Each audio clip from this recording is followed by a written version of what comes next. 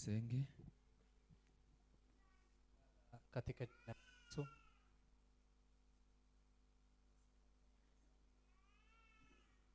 Kwa maana wewe ni Mungu,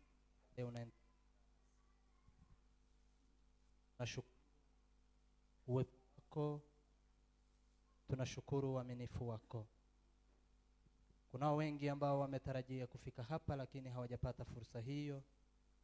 Lakini sisi ambao tumepata nafasi ya kuweza kushiriki siku ya leo tunasema ni asante. Baba, tunatoka mbele za uso wako tukinyenyekea sana. Kwa sababu sisi ni watu ambao tunakuja mbele zako tukitafuta kurehemiwa na wewe.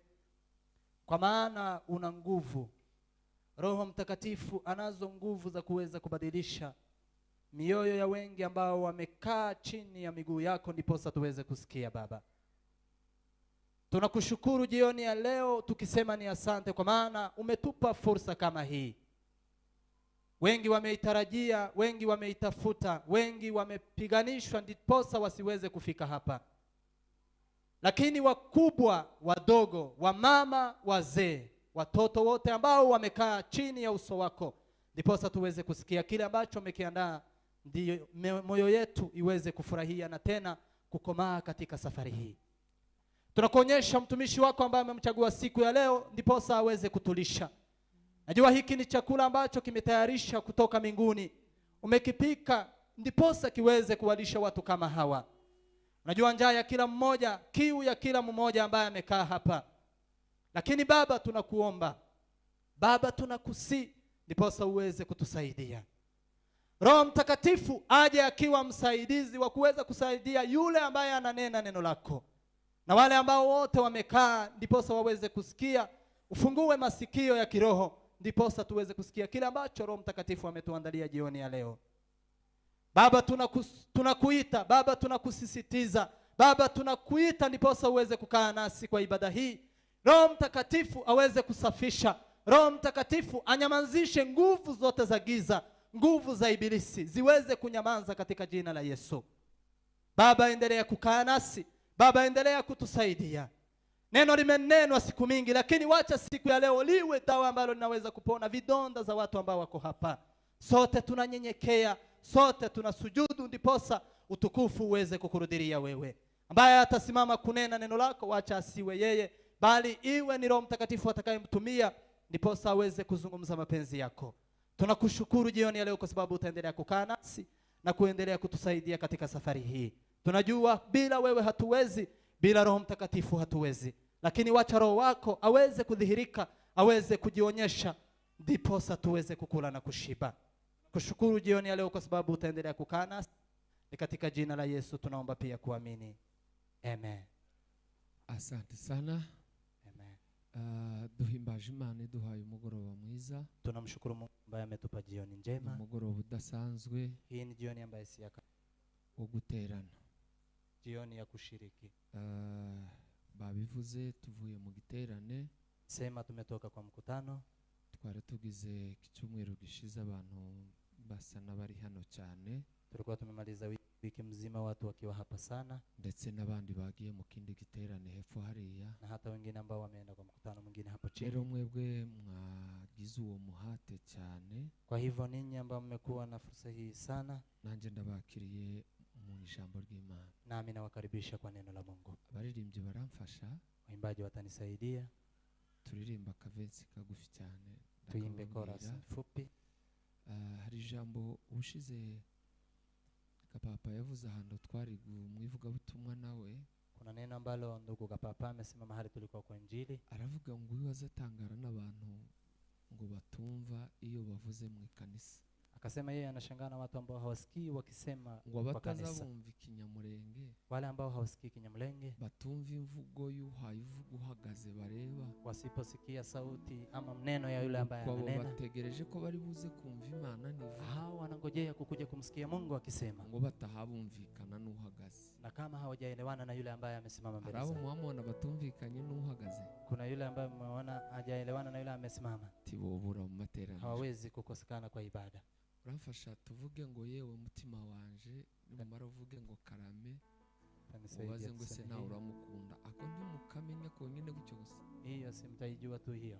Rosette ajunguje umutwe mukendi kaje Haijakuja. gahoririmba utere hejuru singaye murakazi yewe mutima wanje Harame umva nje kwibarize ego mbese nawe nawe uramukunda wabasha kubihamya yego gahoririmba ngaho ririmba utere hejuru. Yesu Imana icyubahiro Tumpe Bwana utukufu. bayishoboye cyangwa bananiwe Wameiweza ama hawajaweza?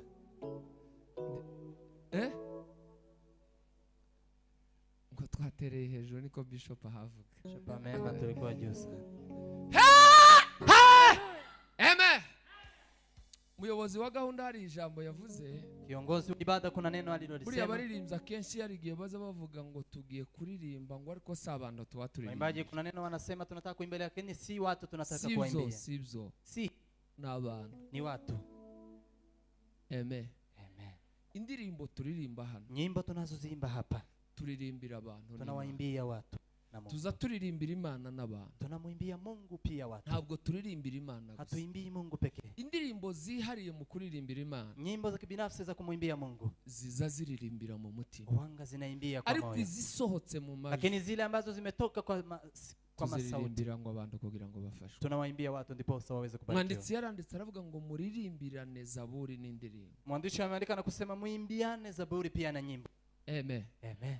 Iyo yahoze iririmba mu mutima wanjye Hiyo ilikuwa inaimba katika moyo wangu. ivuga ngo nukuri nabonye ineza y'Imana. Inayosema ukweli nimeona neema ya Mungu. Duhimbaje Imana kuko iduhaye umwanya mwiza wo guterana. Tunamsifu Mungu kwa sababu ametupa jioni. Reka dusome ijambo ry'Imana Cha agira tusome neno la tuganire. Mungu ndipo tuweze kuzungumza.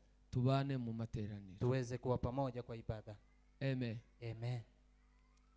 Urwandiko rw'Abaheburayo Waraka wa Ibrania gice cya 11 sura ni ya 11 murongo wa mbere mstari wa kwanza n'uwa kabiri. hadi wa pili. Reka dusome. Some. Urwandiko rw'Abaheburayo Waraka kwa Wahebrania uvuge ngo amen. Yego. 11 umurongo wa mbere n'uwa kabiri. 11 mstari wa kwanza hadi wa pili. Bibiri iravuze ngo kwizera nukumenya rwose ibyiringirwa udashidikanya ko bitazaba kandi niko kuduhamiriza ibyo tutareba ko ari iby'ukuri. Kabiri, icatumye abakera bahamwa neza nuko bari bagufite. Amen. Nasubiramo. Kwizera nukumenya rwose ibyiringirwa udashidikanya ko bitazaba kandi niko kuduhamiriza ibyo tutareba ko ari iby'ukuri. Icatumye abakera bahamwa neza nuko bari bagufite. Amen. Tugiye kuganira ijambo dusomye. Tunataka kuzungumza neno ambalo tumelisoma. Turaganira kwizera. Tazungumza juu ya imani. Kuba mu buzima bwo kwizera. Kukaa kwa maisha ya imani. Kuba mu buzima bw'izera Imana. Kukaa kwa maisha ya kumwamini Mungu. Kuba mu buzima bwemera Imana. Kukaa kwa maisha yanayomkubali Mungu. Biblia iratubwiye Biblia imesema ngo nukumenya rwose, ni kujua hakika. kwizera Imani nukumenya rwose ni kuwa na hakika udashidikanya, bila kujuta. kuko Kwa maana ibyiringirwa yaamini yale ya kuaminiwa. Amen. Amen.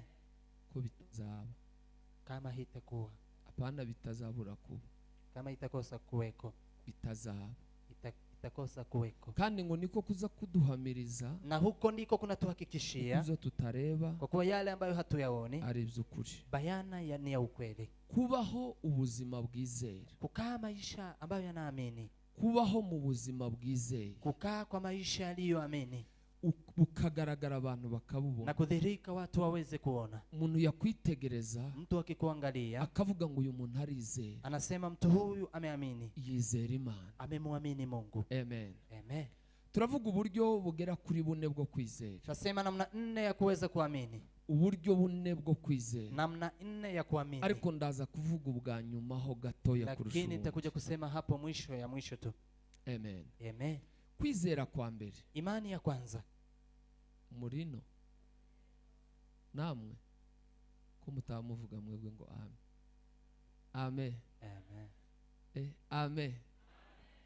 Kwizera kwa mbere, Imani ya kwanza, kubanza ya kwanza ni ukwizera kw'Imana ibaho. ni kuwa na imani ya kuwa Mungu yupo. Kwizera kw'Imana ibaho.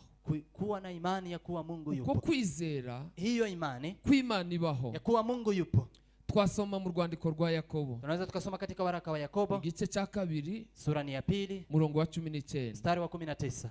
Turasangaho uko kwizera, Tapata hiyo imani, kwizera kw'Imana ibaho, kuamini ya kuwa Mungu yupo, dusangiye n'abapagani, ambayo tunachangia pamoja na wapagani, dusangiye n'amapepo, tunachangia pia pamoja na mapepo. nayo yizera kw'Imana ibaho. Hayo pia yanaamini ya kuwa Mungu yupo, Yemera kw'Imana ibaho. yanakubali ya kuwa Mungu yupo. Kwizera kw'Imana ariyo yaremye ijuru n'isi. Kuwa na imani ya kuwa Mungu ndiye ameumba mbingu na dunia. Kwizera kw'ibintu byose byakozwe n'Imana. Kuamini ya kuwa Mungu amefanya kila kitu. Gutaha wagize ikibazo mu nzira iyo wagiye ukavuga ngo mbonye ukuboko kw'Imana. Kurudi ukitoka mahali umetoka kurudi nyumbani unasema nimeona mkono wa Bwana. Kwizera kwa mbere. Hiyo ni imani ya kwanza. Amen. Amen.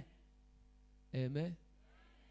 Uko kwizera rero, Huko kuamini, umunsi umwe Mose Imana imutumye muri Egiputa. siku moja Musa Mungu alipomtuma huko Misri gukura ubwoko bw'Imana muri Egiputa. kutoa taifa la Mungu katika Misri. Bagezeyo, Wamefika huko, intambara yahuye nazo ni nyinshi murazizi. vita alizopatana nazo ni nyingi mnajua. Agezaho, Alipofika hapo, yerekanye imbaraga z'Imana. alipoonyesha nguvu za Mungu, Abafumu n'abakonikoni wale ambao ni waganga pia wachawi, nabo baraza barabikora. nao pia wakakuja na kufanya hivyo. Ariko babikoze, Lakini walipofanya zaje guhinduka. ilikuja kubadilika. Nusoma mu gitabo cyo Kuva, Ukisoma katika Kutoka, muvuge ngo amen.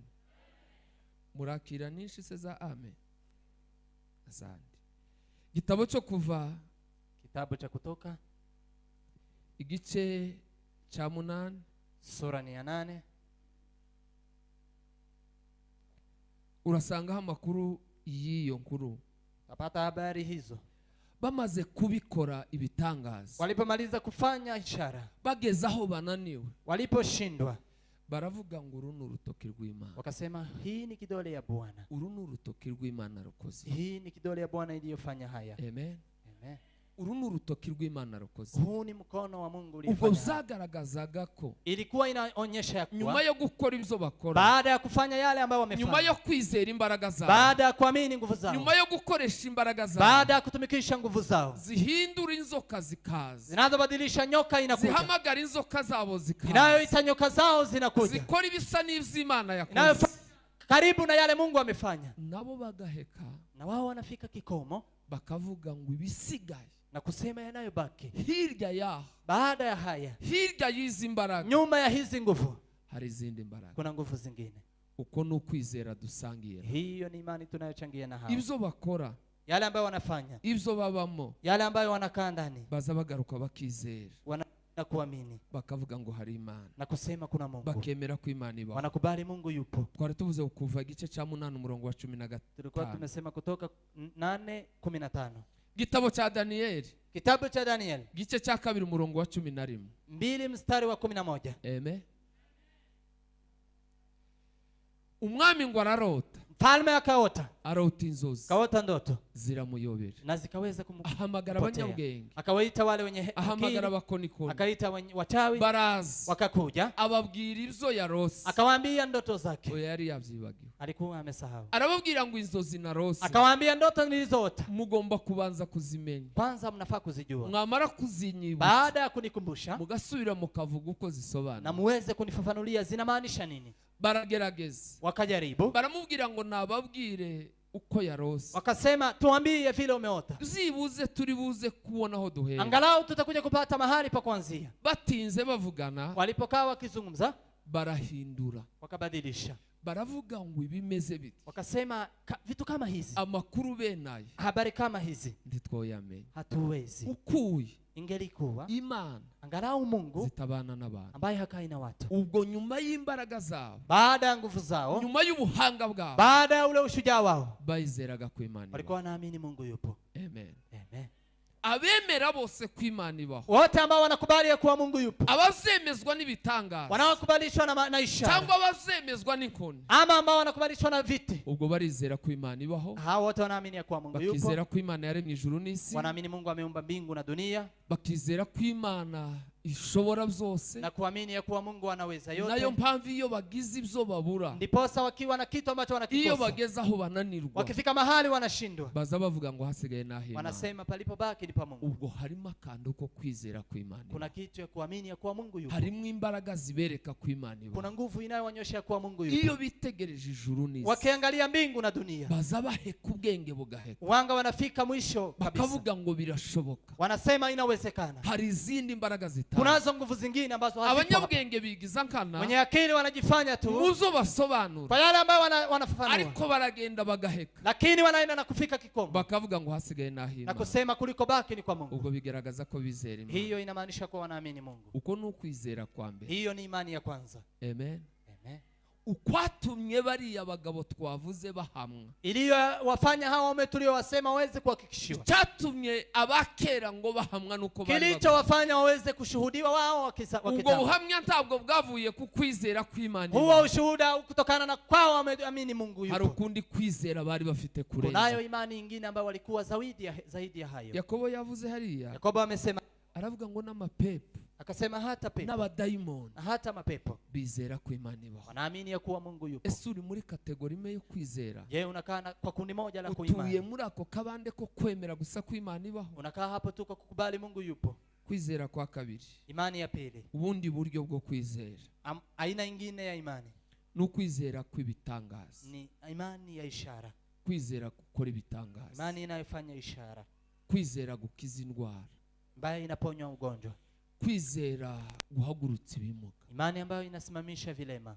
Iyo nindi kategori yo kwizera, Hilo ni kundi lingine la ni imani, ubundi buryo bwo kwizera. aina nyingine ya Iyo kuamini. dusoma mu butumwa bwiza bwa Luka Tukisoma katika Luka mtakatifu igice cya 17 17 umurongo wa 5, haya yake ya 5, abigishwa ba Yesu wanafunzi wa Yesu baramubwira, wakamwambia, amen, amen, ngo abongerere kwizera. wakamwambia utuongezee imani. Uko ni ukwizera Huko ni kuamini ko gukora ibitangaza, ambayo inafanya maajabu, kunazanya urujijo mu bantu benshi. ambayo hata inaleta mchanganyiko kwa Iyo watu. umuntu yizera Mtu akiamini agahabwa iyo mpano yo gukora na kuweza ibitangaza, kupewa karama hiyo ya kuweza kufanya kandi maisha, ivuye ku Mana, na imetoka kwa Mungu, aba yizera imbaraga z'Imana, amini nguvu za Mungu, aba yizera ko Imana ikora anaamini ya ibitangaza. kuwa Mungu anafanya maajabu. Amen. Amen. Uko ni ukundi kwizera, Hiyo ni imani nyingine, ariko kudahagije, lakini ambayo haitoshi. uko tugusangiye twese. Hiyo tunachangia sote. Iyo ubona umupagani Ukiona mtu ambaye hajaokoka yemera ngo arizera ko Imana yamukiza arwaye, anakubali ya kuwa Mungu anaweza akamponya, iyo uje gusenga, iyo atumira abasenga akiwa anawaalika wa kuomba akavuga ngo narwaye muze na kunsenga, kuambia nimegonyeka, kujeni aba mniombee, yizera ko Imana ikiza. anaamini ya kuwa Mungu anaweza akamponya. Amen. Amen. Iyo aje kuzinduka Akienda kusafiri agahamagara ngo munsenge, na kuita na kusema aba mniombee, yemera ko Imana iziri. anakubali ya kuwa Mungu analinda. Iyo ni indi nzira yo kwizera. Hiyo ni njia nyingine ya kuamini. Amen. Amen. Kwizera ko Imana ikora ibitangaza, Kuamini ya kuwa Mungu anaweza kufanya maajabu, kwizera ko Imana itanga amafaranga, kuamini ya kuwa Mungu anaweza akatoa pesa, kwizera ko Imana icamwa inyanja, kuamini ya kuwa Mungu anaweza akakata bahari, kwizera ko Imana ibimuga bihaguruka. kuamini ya kuwa Mungu anaweza akasimamisha vilema. Uko ni ukwizera kundi kwa kabiri. Hiyo ni imani nyingine ya pili. Hakaba ukundi kwizera kwa gatatu. Kuna imani nyingine ya tatu. navuze ko mvuga kune gusa ngasoza. Nimesema nitasema 4 tu nitamaliza. Amen. Amen. Ko aransubiza umusemuzi. Namwe nimuvuge ngo amen. Iwa bihorere twumve. Amen. None se kwizera kwa gatatu, Imani ya tatu n'ukwizera kuzana agakiza. ni kuamini ambayo iletayo wokovu. Kwizera kuduhesha agakiza, Kuamini na inatuletea wokovu, kurenza ibitangaza, ambayo ni zaidi ya kufanya maajabu. kurenze kwizera kw'indwara zishobora gukiza, Zaidi ya kusema ugonjwa unaweza ukapona. kwizera kutuzanira agakiza. Kuamini ambayo iletayo wokovu. Biblia iravuga mu butumwa bwiza bwa Yohana Biblia inasema katika Yohana Mtakatifu 3:16 3:16 haravuga ngo kuko Imana yakunze abari mu isi, inasema kwa jinsi hii Mungu akaupenda ulimwengu sana, zatumye itanga umwana wayo, akamtoa mwanawe wa pekee, kugira ngo umwizera wese, ili kila mtu amwaminie. n'ukwizera Ni imani, kutuzanira agakiza. kuamini kuleta wokovu. Kwizera umurimo wakoze Golgotha, Kuamini kazi iliyofanyika Golgotha. kwizera igitambo cyatangwa. Kuamini dhabihu iliyotolewa. Uko kwizera rero, Hiyo imani, amen, kuza kuduhindura kuba abandi, huko kuamini kunatubadilisha kuwa wengine, kuduhindura kuba abana b'Imana, kunatubadilisha kuwa wana wa Mungu, ari zo umuyobozi wa gahunda yaravuye ku, ambayo kiongozi wa ibada alitoka kusema. kudushira mu bwami, Inaweza kutuleka ufalmeni, kutwinjiza mu yandi mategeko, inatuweka kwenye sheria zingine, kutwinjiza mu bundi buzima. inatuweka kwenye maisha mengine. Naringiye gutanga haleluya. Kwa nataka kushauri. Haleluya. Kwizera ko Yesu ari umwami n'umukiza. Kuamini ya kuwa Yesu ni mfalme na mwokozi wa maisha yako. Iyo ufite uko kwizera, Ukiwa na hiyo imani, amen, utuma Yesu yaravuze mu bigishwa abatuma, amesema kwa wanafunzi arababwira alipotuma, ngo mugende mu mahanga, akasema nendeni kwa mataifa, mwigisha abantu, wafunzeni watu, abizera, waaminiyo, abizera, watakaoamini, abemera, watakaokubali, mubabatize. wabatizeni. Abakristo benshi, Wakristo wengi, abaririmbyi benshi, waimbaji wengi, abanyamasengesho wana benshi, maombi wengi, abantu b'iki gihe benshi watu wengi wa wakati kama huu bizera Imana kwibaho, wanaamini ya kuwa Mungu yupo, bizera Imana kwikora ibitangaza, wanaamini Mungu ya kuwa anafanya maajabu, ariko kwizera kubazanira agakiza lakini imani ambayo inaleta wokovu usanga ari guke, unapata ni kubera kidogo, kuko imibereho yao, kwa maana maisha yao, ubuzima babayeho, maisha ambayo wanakaa, ubona muri bo nta gakiza karimo. unaona ndani yao hawana Bizera wokovu. ibitangaza Imana ikora, Wanaamini maajabu ambayo Mungu anaweza bizera kufanya, Imana ko yaremye ijuru n'isi, naamini ya kuwa Mungu ameumba mbingu na ariko dunia, kwizera kubahesha agakiza. lakini imani ambayo inaleta wokovu, Iyo usoma umugabo witwa Nikodemo, ukisoma mwanamume anaitwa Nikodemo, mwovuga ngo amen. Bibiri ijambo ry'Imana zivuga uburyo yari umwigisha ukomeye, Biblia inasema alikuwa ni mwalimu mkuu, yigishaga iby'Imana, alikuwa anafunza mambo ya Mungu, yabwiraga abantu Imana, alikuwa anawaambia watu Mungu, yabwiraga abantu amategeko kubaha Imana, alikuwa anawaambia watu sheria kumtii yababwiraga Mungu, gutinya Imana. alikuwa anawaambia kumwogopa Mungu. Ariko umugoroba umwe Lakini jioni moja yasanze Yesu, alimpata Yesu, aramubwira ngo nzi yuko wavuye ku Mana, akamwambia ninajua umetoka kwa Mungu, nzi ko wavuye ku Mana. ninajua umetoka kwa Mungu. Amapepo kenshi yabwiraga ba Pepo Petero, mara nyingi alikuwa anawaambia watu, akababwira ngo turapfibika abakozi b'Imana, yanawaambia tunapigana nini watumishi wa Mungu, bizera Imana. muamini Mungu. Ariko Yesu muri bo, Lakini Yesu ndani yao umwami kama mfalme utwara ubugingo bwabo, anachukua maisha yao, uko kwizera hiyo imani. niko Bibiri zivuga Ndipo Biblia ngo inasema niwizeze umutima, ukiamini na moyo wako, niwizeze umutima ukiamini na moyo wako ukatuza akanwa na kuweza kutamka na ko kinywa, Yesu ari umwami, kwa kuwa Yesu ni mfalme, uzakizwa. utaweza kuokoka. Uko kwizera Hiyo imani niko gukenewe, ndipo tunahitaji, niko kwizera nyako, huko ndiko niko tunahitaji, kwizera kwihariye, ndiyo imani tunayohitaji, uhindura ubuzima, ambayo inabadilisha maisha, ubuzima bugahinduka, maisha yanabadilika kagira uvuga ngo sinje uriho, na kufika bahali pa kusema si ni mimi Kristo nipo, uriho muri. Kristo ndiye yupo ndani yangu. Si ukwizera gukora ibitangaza, Si imani ambayo inafanya maajabu, si ukwizera kukiza abarwayi, si kuwa na imani ambayo si inaponya ukwemera ko wagonjwa, ibyasize ubwenge bwacu hari indi Mana, si kukubali ya kuwa yaliyopita Oya. akili zetu kuna Mungu. ni ukwizera guhindura ubuzima, Ni imani ambayo inabadilisha maisha, imibereho ikaba iyindi. mwenendo wako unakuwa mwingine. Amen. usomye muri iki gitabo twasomye Ukisoma katika kitabu hiki ambacho Biblia tumekisoma, yavuze mu gice cya 12 ugisomye Biblia imesema katika sura ya 12 ukisoma hapo, Abaheburayo 12 Waebrania 12 haravuga ngo ubwo tugoswe n'igicu cy'abahamya bose imesema basi na sisi pia kwa abantu tunazungumza. turi busange hano muri iki gice cya 11 Watu ambao utawapata katika kitabu hiki sura ya n'abantu 11 bizeye Imana ntabwo bakoze ibitangaza gusa hawafanya maajabu tu, babaye mu buzima bw'izera Imana wamekaa kwa maisha ambayo babaye yanamwamini mu Mungu, buzima beguriye Imana wamekaa kwa maisha waliompea Mungu.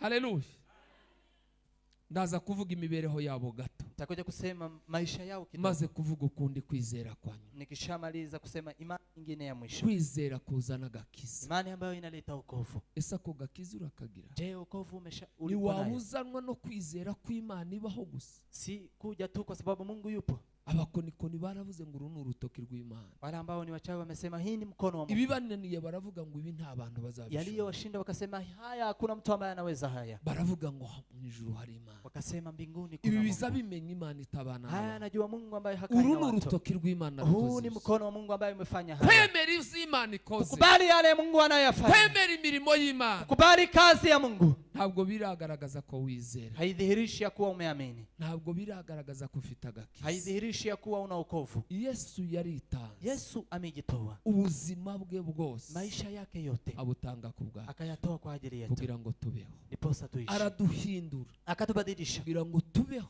Ndiposa tuishi indi mibereho misha maisha mengine itandukanye n'iy'abandi tofauti na maisha wengine, isa n'iy'uwo tofauti ambayo inafanana na huyo. iyo wizeye icyo yakoze Ukiamini kile alichokifanya. Paulo yaranditse Paulo ameandika aravuga ngo mucamuzanye akasema kwa kile kimemleta, mubo yaje gucungura kwa wale ambao wamekuja kuwakomboa, aravuga ngo nije wa mbere. akasema mimi ndiyo wa kwanza. Paulo mu buzima bwe Paulo kwa maisha yake yizeraga Imana alikuwa anaamini Mungu, yakoreraga Imana alikuwa anamtumikia Mungu. imirimo yarimo akora Kazi ambazo alikuwa anazifanya, urwandiko yari afite rumujanye i Damasiko waraka ambao alikuwa nayo ikimpeleka Damascus, yari agiye gukorera Imana alikuwa anaenda kumtumikia Bwana kandi yari agiye kwica na abizera alikuwa anaenda kuangamiza abakiriye waamini, ukundi kwizera wale ambao wamepokea imani nyingine. umurimo yarimo akora Kazi ambayo alikuwa anaifanya kandi yibwira ko akorera Imana na akizania kuwa anamtumikia wari Mungu, uwo kwica ilikuwa ni kazi ya kuua abizera Yesu wale nk'umwami. ambao wanaamini Yesu kama mfalme na abizera Mwokozi, ubundi buzima wale bushya. ambao wanaamini maisha mengine mapya, abahinduriwe amateka waliobadilishiwa maisha, abahinduye imyumvire waliobadilishiwa mafikra bakizera Yesu nk'umwami na kumwamini Yesu kama mfalme na Mwokozi. ese uhagaze mu kwe Je, kwizera unasimama kwa imani gani? waba wizera gusa ko Imana ibaho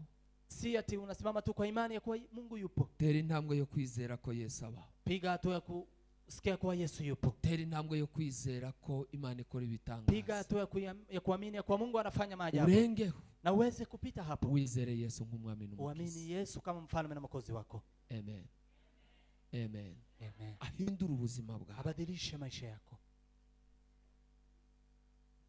kwizera kwa kane Imani ya 4, kundi kwizera kubaho imani ingine ni hariyo muhagarikizi yasomye ni hapo ambapo msimamizi ni amesoma. ukwizera ko Niamini ya kuwa hari abantu bakiriye Yesu kuna watu ambao wamempokea Yesu ariko bumva lakini wanasikia ku buzima batarizera ko hari ubundi buzima hirya y'ubu ambao hawajaamini ya kuwa kuna maisha mengine baada ya haya. kwizera ngiye gusorezaho Imani ambayo nataka kutamatisha, tugomba kwizera ko hirya y'ubu buzima tunafaa kuamini ya kuwa baada ya maisha haya hari ubundi buzima kuna maisha mengine. uko ni ukundi kwizera Hiyo ni kuamini ingine, niko kuza gutuma ndiko kunafanya iyo tugize intambara duhura nazo muri ubu buzima tukiwa na vita katika maisha haya, ibwo twakiriye agakiza kwa kuwa tumepokea wokovu. urashobora kwakira agakiza Inawezekana upokee wokovu, ariko kutizera ko hari ubundi buzima lakini kutoamini ya kuwa kuna maisha mengine, hari ico vyakurimitaho kuna kile ambacho inaweza hari ico kukuzuia, vyatuma kuna udasingira kile inaweza kufanya usifikie. yadusomeye mu gitabo cya Daniyeli Amesoma katika kitabu cha Daniel, abasore bari barizeye Imana vijana ambao walikuwa wamemwamini Mungu bizera ko ubu buzima hirya yabwo hari ubundi wakaamini ya kuwa baada ya maisha haya kuna maisha baravuze mengine. ngo Imana yacu ishobora kudukiza Wakasema Mungu wetu anaweza akatuokoa. twizera ko Imana idukiza Tunaamini ya kuwa Mungu atatuponya.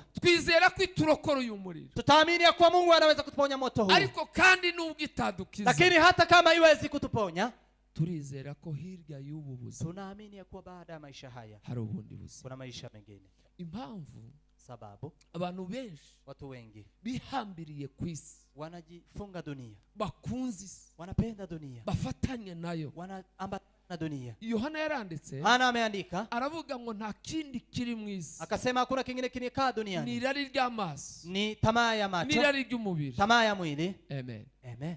Nibyo biri ku isi. Ni haya ambayo yanakaa duniani. Nguvuga ko ukunda isi, Anayependa dunia, gukunda isi kukarusha gukunda Imana, kupenda dunia kuna zidi kupenda Mungu, wose uw'Imana. huyo si wa Mungu. Mwanditsi yaranditse aravuga ngo isi irashirana no kwifuza Mwandishi kwayo. amesema dunia inaisha na Abakiyikuze mwese mu wale bimana. ambao wanapenda dunia mjue Hari ukundi kwizera kuna imani nyingine kurenza amaso izo tureba, ambayo inapitisha macho yale uko tunayoona. kwizera kudufasha mu bintu nka bine mvuga. Hiyo imani inatusaidia kwa mambo manne ambayo Nimaraze kuvuga imibereho y'aba bantu ambayo ni kuja kusema maisha hawa watu. Amen. Natinze Meka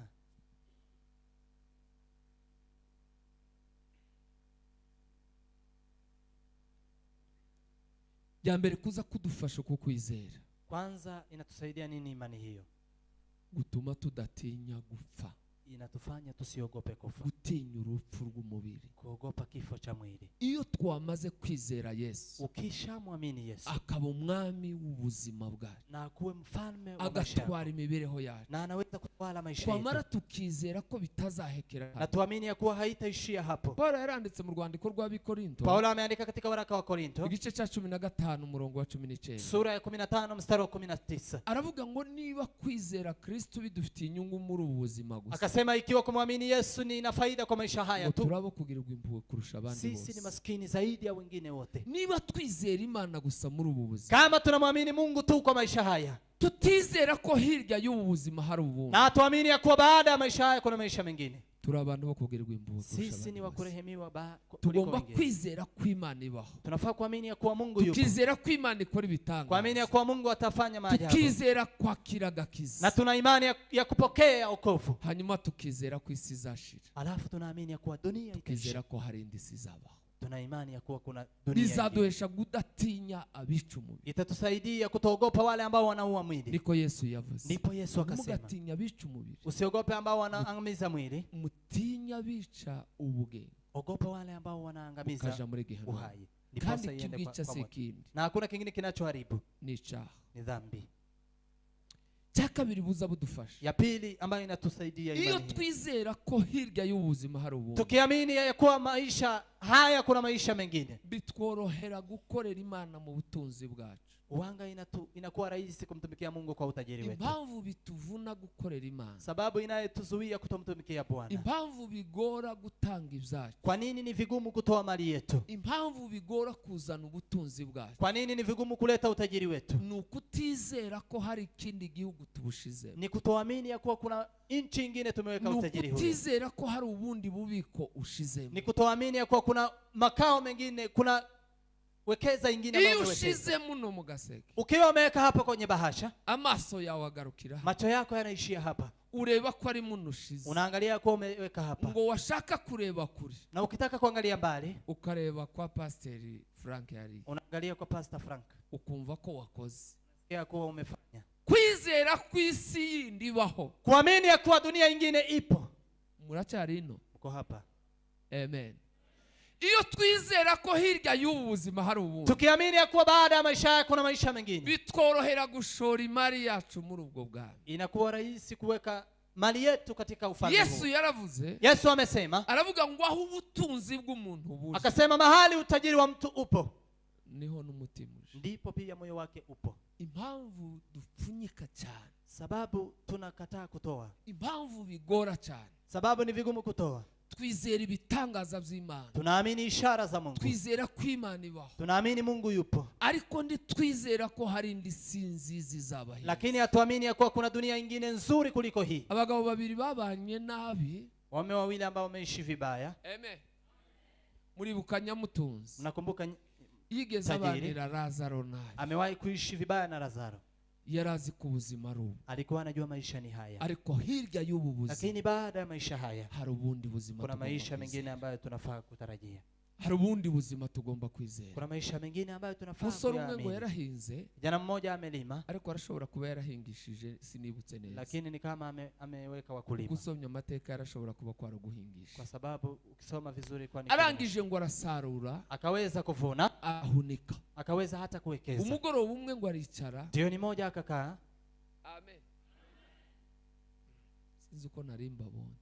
Umugoroba umwe ngo aricara. Jioni moja akakaa. Abwira umutima wiwe. Akaambia moyo wake. Arabwira ngo mutima wanjye. Akasema moyo wangu, ruhuka, pumzika, unezerwe, ufurahi, urye, kule, uhage, ushibe, winezeze, alafu ujifurahishe, kuko ibigutunga birahari. kwa maana yataka kufanya uishi hapo. Uwo munsi Siku hiyo ngo ijwi rimugeraho, sauti likamfikia, limubwira ngo suzi kuri bwakwe ubuzima bwawe uyu munsi. linamwambia unajua utapokonywa maisha yako siku ya leo. Icyo bidufasha rero, Inatusaidia nini? iyo twizera ikindi gihugu, Tukiamini nchi nyingine, ntabwo twibikira ubutunzi mu isi izashira. hatutawekeza utajiri wetu kwa dunia ambayo inaisha. Ntabwo turunda byacu ino, Hatutawekeza mambo yetu huku, dushira mu bwami. tunaweka kwenye ufalme.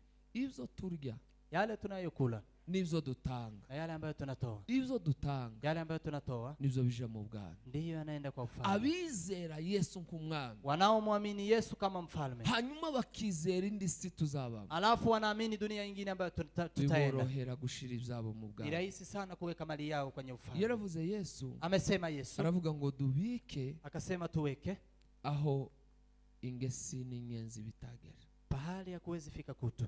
Amen. Amen. Muri iki gitabo cy'Abaheburayo, Katika kitabu hiki cha igice cya Waebrania 11 sura ni ya 11 umurongo wa 4, mstari wa 4, haravuze ngo kwizera niko kwatumye Abeli aha Imana igitambo kiruta icya Kaini. kwa imani Habel alimtoa Mungu dhabihu iliyo bora kuliko Kaini. Icyamuhesheje gutamba igitambo cyiza, Kilichomsaidia kutoa dhabihu ambayo ni bora sana, yizeraga uwahaye, alikuwa anamwamini yule aliyempa. yizeraga hashize, Alikuwa anaamini pahali ameweka, yizeraga aho yohereje. alikuwa anaamini pahali ameweka. Haleluya. Biblia yatubwiye nusoma neza muri iki gice. Biblia imetuambia ukisoma vizuri katika sura hiyo, yavuze ngo nuvuga ibyabo, imesema ningelisema ya hawa, umwanya wondenga. muda unaweza ukanipita. Abagabo bizeye Imana, Waume ambaye wamemwamini aje Mungu. gusoza muri kiriya gice cya 12, Alipokuja kutamatisha hapo kwa sura ya aravuga ngo 12, tugoswe n'abandi bameze gutya, akasema ya kuwa tumezungukwa na watu kama hawa bizeye Imana ku rwego rwo hejuru, ambao wamemwamini Mungu kwa kiwango cha bizeye juu, Imana bahara amagara yabo, waliomwamini Mungu kwa hali ya bizeye juu, Imana binjira mu rupfu, waliomwamini Mungu na kukubali kuingia kwenye kifo, bizeye Imana ntibatinyishwa n'inzara. wamemwamini Mungu wasigogopeshwe na njaa. Haleluya. Amen. Abantu benshi iyo bageze mu bibazo, Watu wengi wakifika kwenye matatizo, akenshi mara nyingi imvugo zabo msemo wao zigaragaza ko bizera Imana nk'iyaremye ijuru n'isi, wanaonyesha kuwa wanamwamini Mungu aliyeumba bakizera mbingu na nk'iyakora dunia, ibitangaza. na wanamwamini kuwa anaweza Iyo kufanya maisha. idakoze bya bitangaza, Asipofanya ishara hizo, baravuga ngo nta Mana, wanasema hayupo Mungu, baravuga ngo nta Mana, wanasema Mungu hayupo. kuko Imana bizera, Kwa maana Mungu aliyemwamini, kwizera kwabo kwa imani yao kugarukira ku bitangaza. inaishia kwenye ishara. Iyo batabibonye, Wasipoona bataha bavuga ko batabonye Imana, wanarudi wakisema hawajamuona ariko Mungu, iyo babonye igitangaza, lakini wakiwa wameona ishara baravuga ngo twabonye Imana. wanasema tumemwona Mungu. Amen. Aburahamu, Ibrahim, icyamuteye gutamba igitambo Isaka, kilichomfanya kutoa dhabihu Isaka nuko yizeye ko ni kwa maana ameamini ya kuwa ngwiri bumugarure nk'uzutse. Mungu atamrudisha kama aliyefufuka. Izuka ryari ritarabaho. Ufufuo ulikuwa bado hujakuweko. Amen. Amen. Kwizera Imana Kuamini Mungu birenze ibitangaza, zaidi ya kupata maajabu, birenze kw'Imana ibaho, zaidi ya kuwa Mungu yupo, birenze ibyo tureba, zaidi ya yale tunayoyaona, niko kuduhamiriza ku isi izashira. ndiko kunako kutuhakikishia kuwa dunia itaisha. Imibereho n'ubuzima bw'abantu benshi, Maisha ni ya watu wengi, iyo ubareba ukiwaangalia ubona basa n'abatuye, inakaa ni kama wamekaa ni huko, ukutagira kwizera. ni kutokuwa na Ariko imani. kwizera Lakini kuamini niko kuza kuduhamiriza ku isi izashira. ndiko kunatuonyesha kuwa Ariko dunia udafite itaisha. kwizera muri we, Lakini yule ambaye hana imani ndani yake ategereza ibitangaza gusa by'Imana. anangojea ishara za Mungu. Mudamu bita Rahabu, kama anaitwa Rahaba. turamusanga muri ico gice ca 11 naho. Tampata hapo kwa sura hiyo ya murongo 11. wa 31 Sura 31. ngo yizeye Imana, Ameamini Mungu, yizera umwami Yesu, akaamini mfalme Yesu, yizera abakozi b'Imana, akaamini watumishi wa Bwana. aravuga ngo imirimo nabonanye Imana, Kasema kazi nilizoona kwa watu hawa, ndiyemeje nimba ari n'igihano, mimi najihakikisha kuwa bimuhesha kurokoka na ikamfanya aweze kuokolewa. ndetse n'umuryango we.